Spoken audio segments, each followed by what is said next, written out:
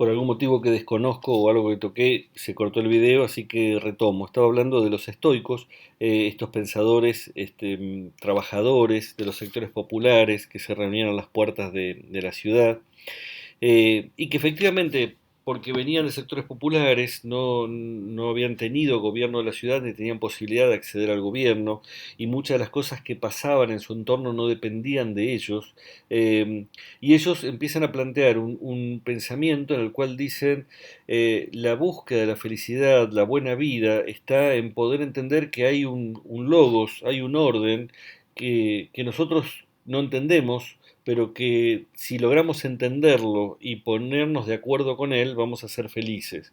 Ellos plantean la idea de un cosmos, un logos ordenado.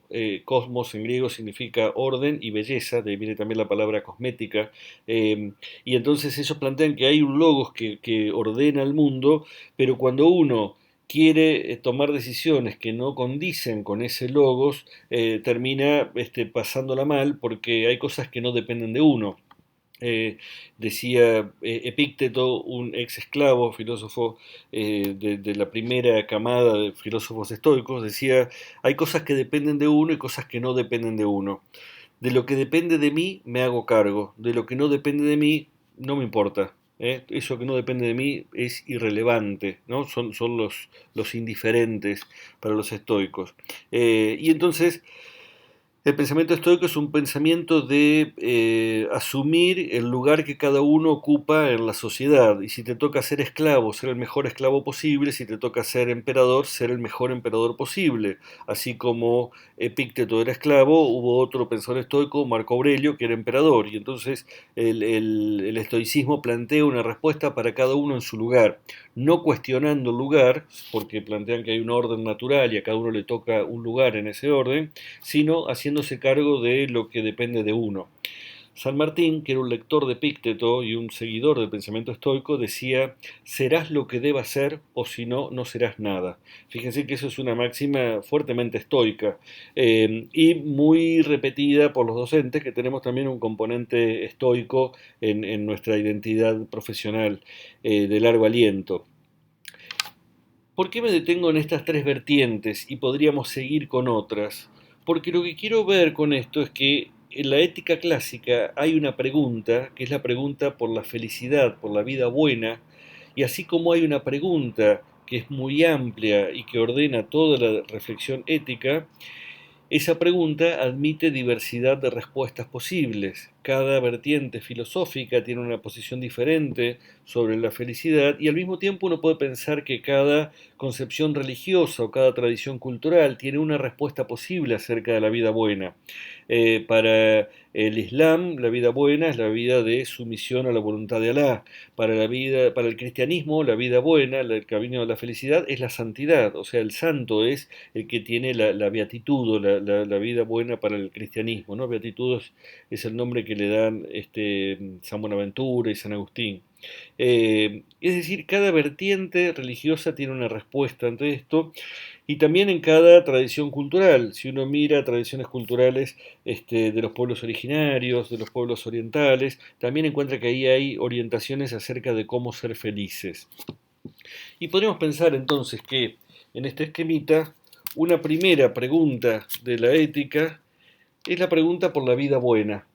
¿Cómo podemos ser felices? Lo vemos acá en este costado del cuadro. Pero no es la única pregunta que se hace la ética. Unos cuantos siglos después, en la modernidad, empieza a tomar relevancia otra pregunta que podemos encontrar en pensadores como Descartes, Hobbes, Locke, pero sobre todo podemos reconocer en el pensamiento de Kant, que es una pregunta mucho más estrecha, mucho más acotada y al mismo tiempo muy profunda. Kant se pregunta, ¿qué debo hacer cuando hay algo que debo hacer? ¿Cuál es mi deber y cómo reconozco mi deber? Da un ejemplo, Kant, dice, si yo voy caminando a orillas de un río y hay una persona que se está ahogando, mi deber es salvarla. Pero quizás se está ahogando un amigo mío y yo lo salvo porque lo quiero, o se está ahogando una persona que me debe dinero y yo lo salvo porque me conviene. ¿Qué pasa si el que se está ahogando es un enemigo mío, alguien que me gustaría que se muriera, o si el que se está ahogando es alguien a quien yo le debo plata y me convendría que se ahogara? Mi deber es salvarlo por deber, porque quien está ahí es una persona. Esas relaciones entre personas, que indica una relación con un sujeto que está, independientemente de cuáles son sus rasgos particulares, específicos, es una persona, y entonces mi relación con él es una relación de deber. Eso inaugura lo que en la ética se llama la reflexión sobre la vida digna, la pregunta por el deber, y Hegel lo dirá después a Kant: allí donde hay un deber, antes hubo un derecho. En esta reflexión sobre la vida digna, la pregunta ya no está centrada en cómo ser felices, sino en derechos y deberes. La pregunta es por la justicia.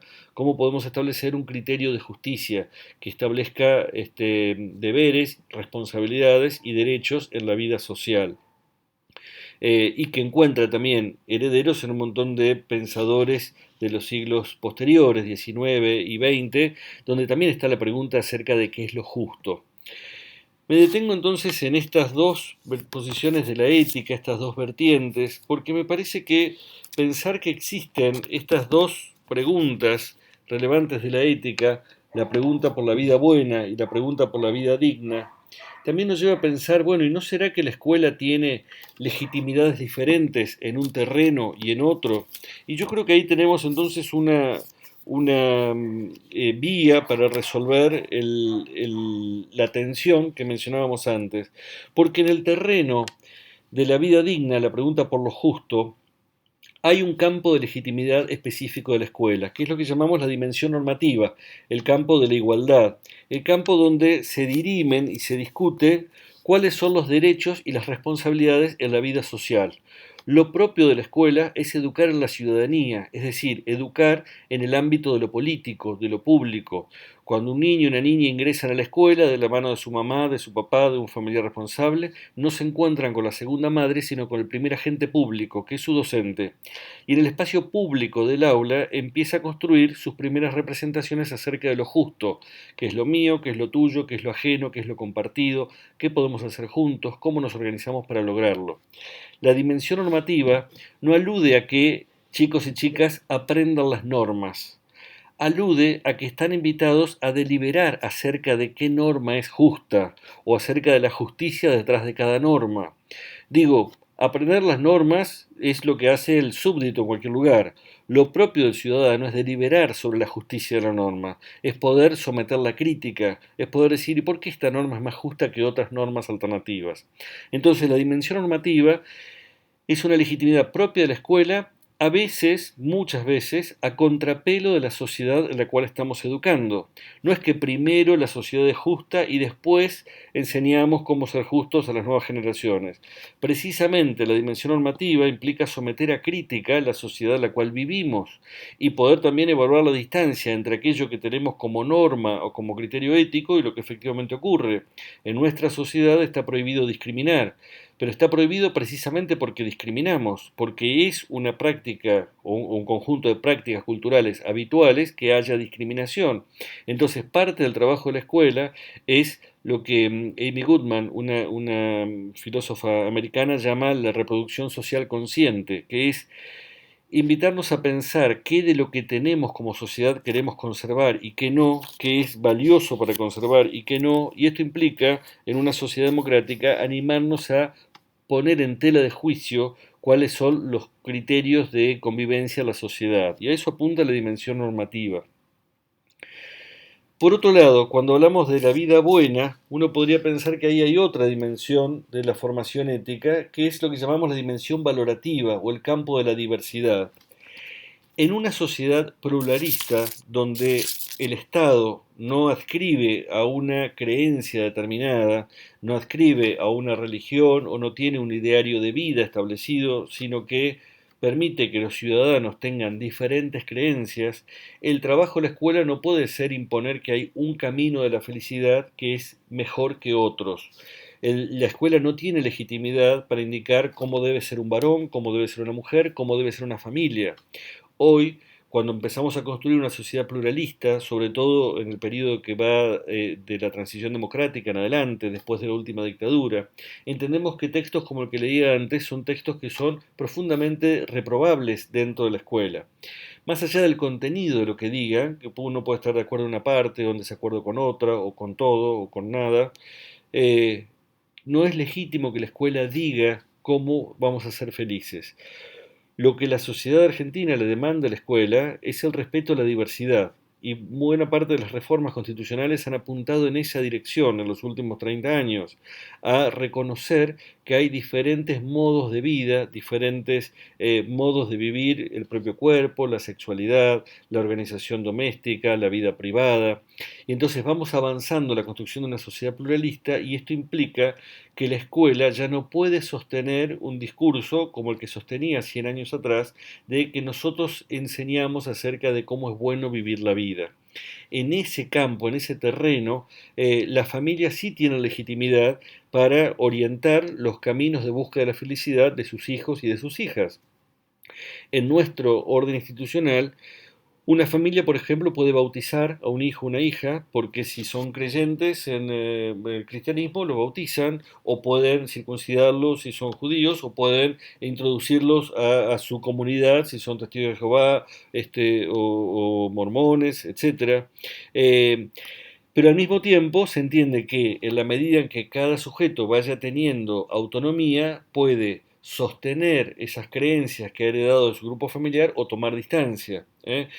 Toda familia tiene derecho a comunicar sus creencias a chicos pequeños, pero a partir de cierta edad, que no está limitada, pero que en general los jueces ubican en algún momento de la primaria, los chicos pueden ir tomando distancia y teniendo decisiones propias sobre sus creencias.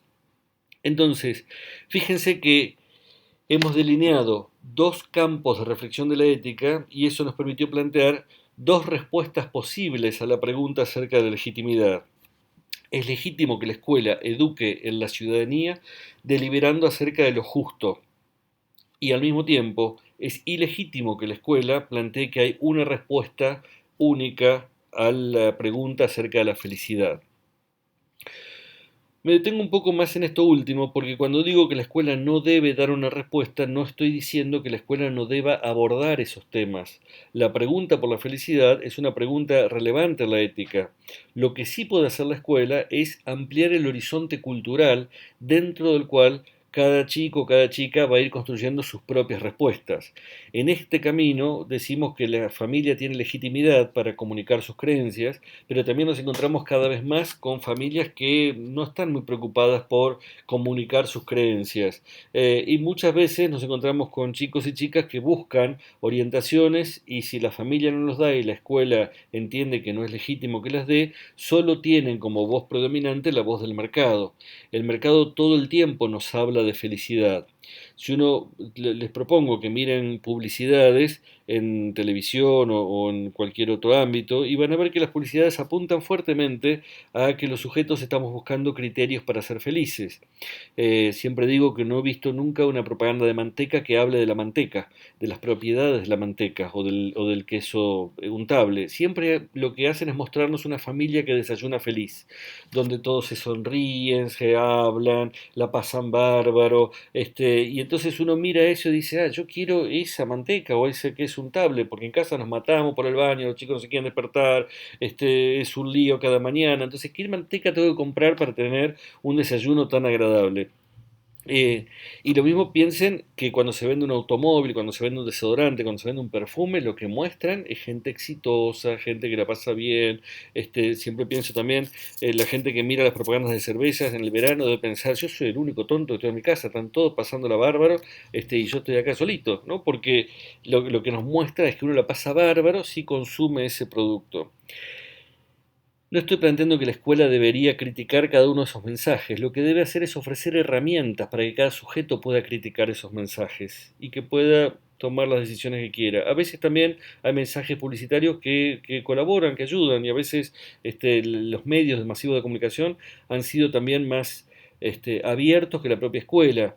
Doy un ejemplo, así como cuestionaba recién las publicidades. Me acuerdo en los años 90 había una novela, creo que era Son Amores, no, no era Son Amores, era otra, donde había una chica travesti que se llamaba Laisa, y los chicos de las escuelas veían la novela y hablaban sobre travestis, pero las docentes de las escuelas, me acuerdo que yo iba a capacitar sobre estos temas, decían, ¿qué hacemos? ¿Qué respuesta le damos a los chicos? No podemos hablar de ese tema, es un tema demasiado delicado. Y yo decía, no, pero es que es una muy buena oportunidad para poder abrir y que los chicos puedan hablar de esto, forma parte de nuestra realidad social y es legítimo, pero era un momento en el cual la escuela no tomaba como parte de su tarea algunos de los contenidos que hoy consideramos dentro de la ESI.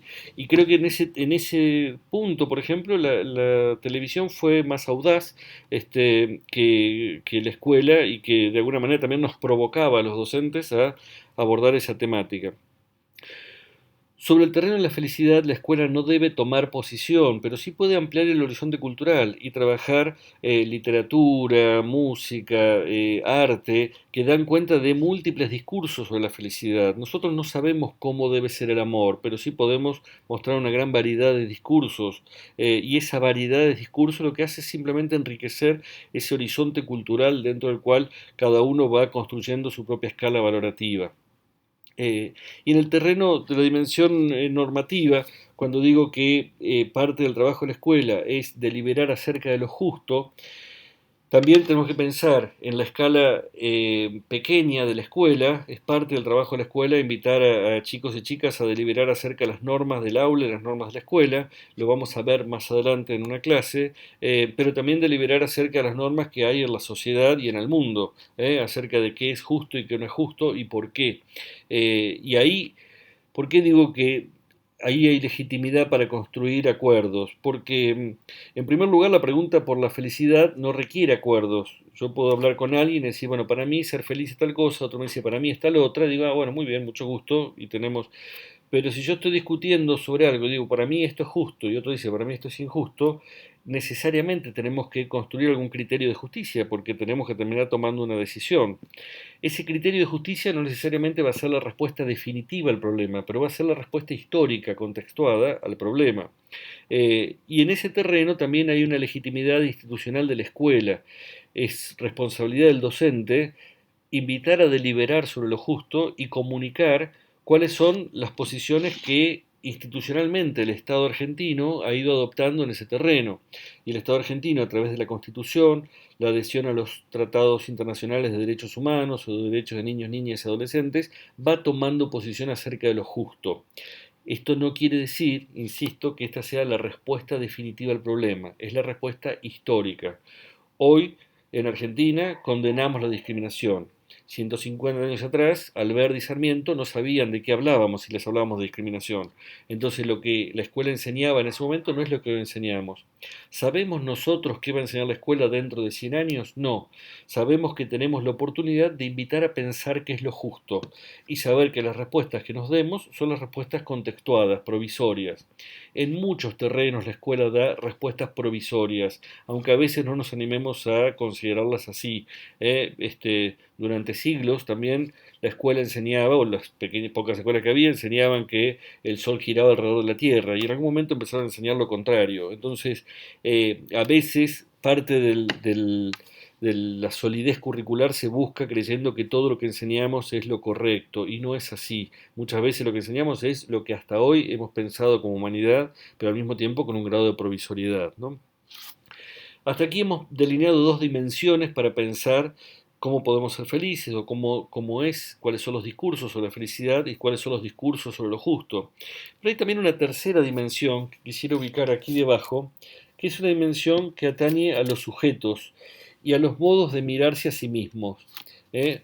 Además de pensar qué es lo justo y qué es lo bueno, también parte del trabajo de la escuela es contribuir a esa construcción de identidades de cada uno de los sujetos que tenemos en el aula. Cuando hablo de construcción de identidades, son palabras que pueden parecer contradictorias, porque muchas veces tenemos en la escuela una imagen bastante esencialista de la identidad. Pareciera que la identidad es una cosa que estaba en el origen y que después se perdió, o es una cosa que estaba en el origen y a la cual hay que volver, que la identidad es una cosa sólida. Esta es la idea premoderna de identidad, ¿no? La idea de que la identidad está en la sangre. Eh, Siempre recuerdo la escena de El Rey León, en que Simba estaba mirando las estrellas, aparece su papá y le dice, recuerda quién eres. Y yo pensaba, sí, versión premoderna de identidad. Nosotros no tenemos que recordar quiénes somos. Nosotros somos lo que vamos siendo y lo que vamos haciendo a lo largo de nuestras vidas. Lo que hemos sido forma parte de nuestra identidad, pero también se ha ido transformando con todas las decisiones que vamos tomando a lo largo de la vida, ¿no? La noción moderna de identidad es que somos lo que hacemos. Y la posmodernidad le agrega, somos también los relatos que nos damos acerca de lo que hemos hecho. Nuestra identidad está en poder construir un relato de nosotros mismos que dé cuenta de qué es lo que hemos sido a lo largo de nuestra vida y lo que elegimos seguir siendo. Precisamente por eso la identidad es una categoría indeterminada, ¿no? Uno va siendo a lo largo de toda la vida. En esa construcción de identidades, donde cada chico y cada chica se mira a sí mismo, necesitamos que haya dos componentes de la identidad que es valioso recuperar en estas dimensiones. Por un lado, lo que llamamos el respeto de sí, ¿no? El respeto de sí mismo, y es que cada uno pueda entender que es igual que cualquier otro, ni más ni menos que nadie. En la discusión acerca de lo justo, poder comprender que, así como estamos discutiendo qué es lo justo y estamos construyendo la categoría de igualdad, yo no soy ni más ni menos que nadie. Y porque soy igualmente digno que cualquier otro, merezco respeto, exijo respeto y ofrezco respeto. Y por otro lado, en diálogo con la dimensión valorativa, poder entender lo contrario, que soy único, particular, singular, irrepetible, y que precisamente porque soy diferente, eh, tengo estima por mí mismo, ¿no? El respeto procede del reconocimiento de la igualdad y la estima procede del reconocimiento de la diferencia. Si alguien nos pregunta, bueno, ¿por qué querés a tu pareja? Nadie dice, lo quiero porque es igual que cualquier otro. Digo, lo quiero porque es especial, porque es diferente, porque es distinto. Entonces, la estima de nosotros mismos está en poder reconocer lo que tenemos de particular, de singular para ofrecerle al mundo. Y necesitamos que en el trabajo del aula cada chico, cada chica vaya encontrando estos dos caminos de construcción de identidad, ¿no? Estos dos carriles de construcción de identidad, el respeto de sí mismo y la estima de sí mismo. Y entonces podemos pensar que en esta disputa acerca de cuál es la legitimidad de la escuela, la respuesta sería el trabajo de la escuela es construir ciudadanía, invitar a deliberar sobre la ética, y el trabajo de la escuela es básicamente invitar a pensar el mundo y a pensarnos en el mundo a partir de situaciones, a partir de conflictos, a partir de problemas que abordemos en el espacio público del aula. No es legítimo que la escuela adoctrine, que baje línea, que plantee esto está bien y esto está mal, pero sí es legítimo que la escuela invite a pensar por qué algo está bien o algo está mal. Y entonces ahí tenemos por lo menos una respuesta. ¿Esta es la respuesta definitiva? No, es la respuesta que da CIEDE en la educación política y por eso se las comparto y es la que trabajamos a la cátedra. Más adelante vamos a ahondar un poco más en la otra pregunta que planteábamos en el video anterior, que es la del eje horizontal acerca de cómo hacer esto, es decir, cuáles son las herramientas didácticas. Pero para que las herramientas didácticas tengan sentido, primero tenemos que tener claro para qué lo hacemos. Y en ese para qué necesitamos distinguir estas dimensiones de la formación ética y ciudadana. Muchas gracias, espero que sigan bien.